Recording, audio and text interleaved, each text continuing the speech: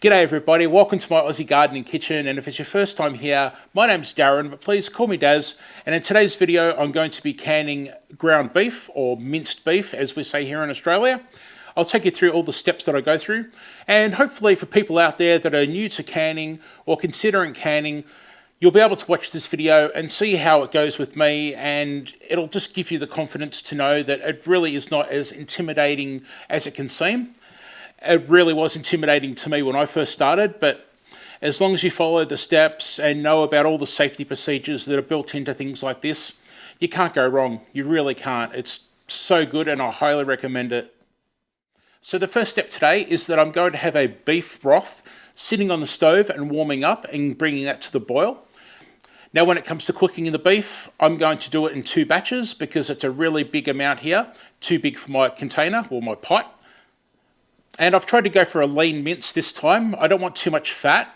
A little bit of fat in the jars is fine, it's flavour, but I really don't want a big layer of fat on top. So what I'll actually do is later on, when I've actually got this cooking away, I'm going to strain off some of that fat so I don't get too much in the jar.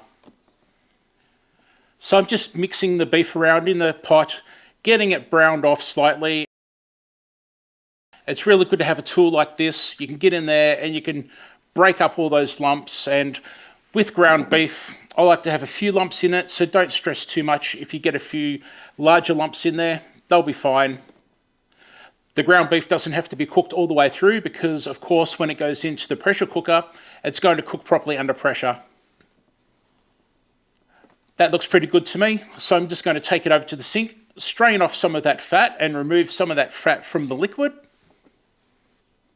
Then I'll pop that onto the bench, start my second batch, do the whole process again with the second batch, then I'll combine those together, and then there I go, I've got a pot sitting on the stove of nice warm meat ready to pack into my jars.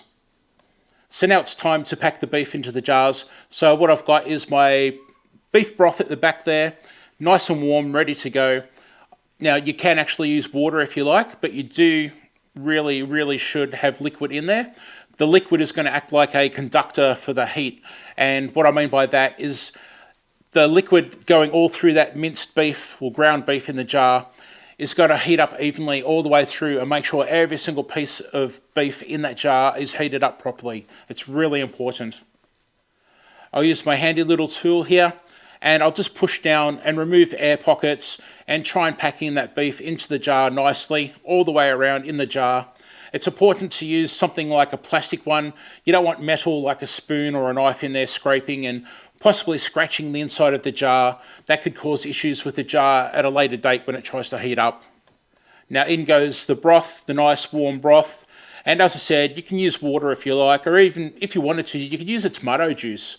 But in my case, I'm going to use a nice beef broth this time. Again, making sure that I'm leaving that inch of headspace at the top. And in fact, this handy little tool, you can flip it over and you can actually measure all your jars with the end of that tool there.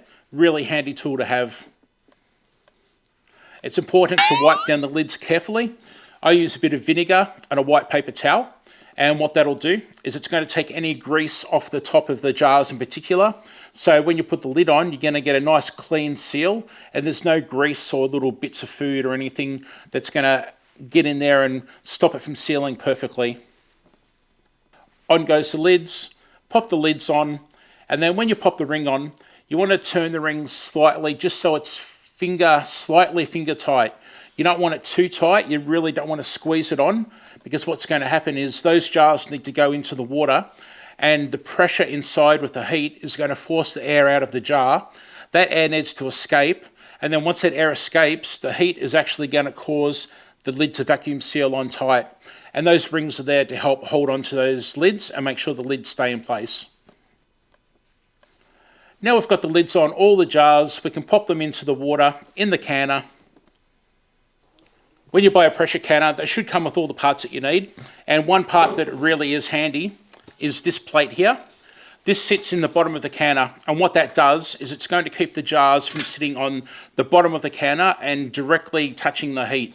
You really don't want direct heat on those jars. If you don't have something like this, grab yourself a dinner plate and put a dinner plate on the bottom. That works too.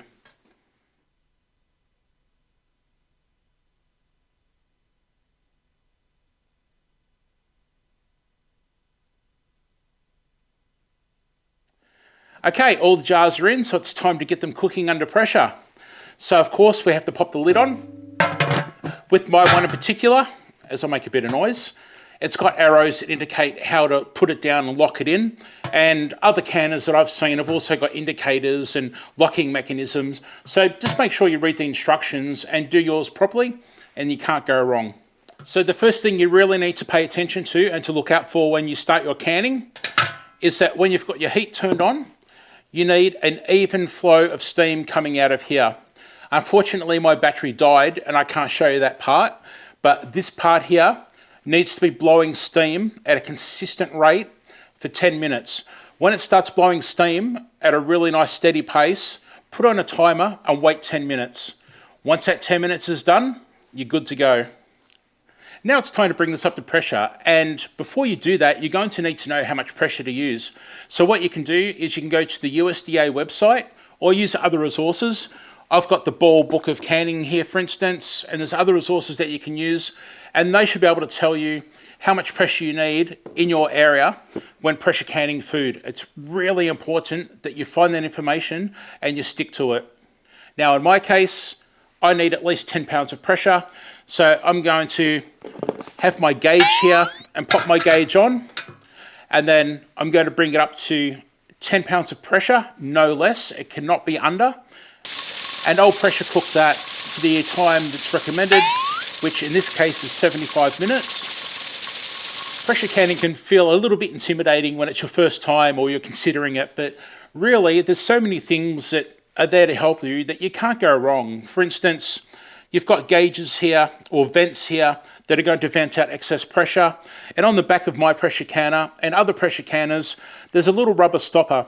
Now, should the vent here get blocked and it does start to overpressure, it will actually pop that little rubber stopper out and vent out steam, and that's going to stop it from going over a really high pressure and making anything bad happen. Of course, read your instructions. There's generally really good instructions with pressure canners. Read them, understand the parts, and you can't go wrong.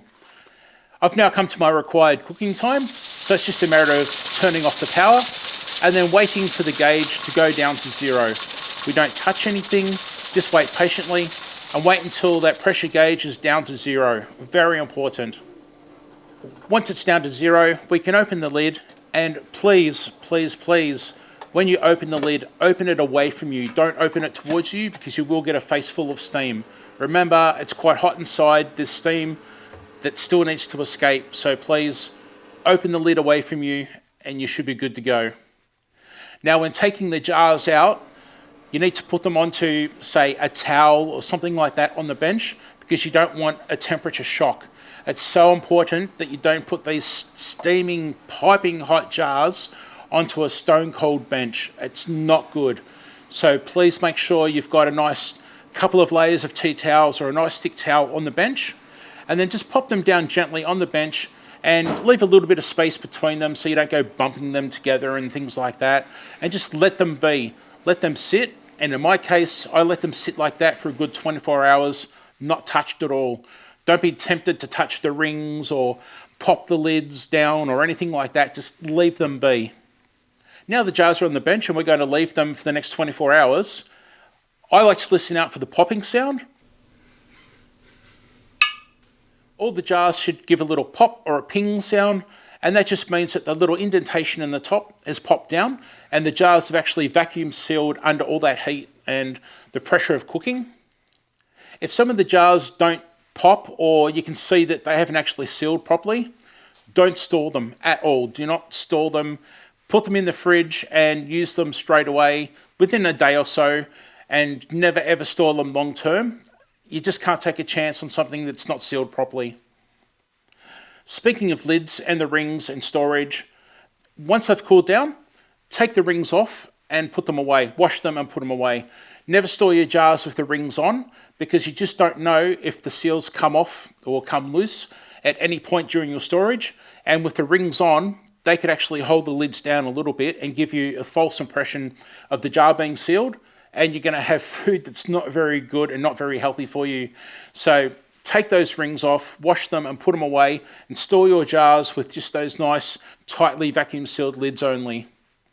This ground beef, for instance, I don't need space in the freezer now. It's going to sit on the shelf out of the way, and it can sit there long term, and it's pre-cooked, it's ready to go. Now, with this ground beef in particular, you're not going to be able to reform it into hamburger patties. That's not going to work.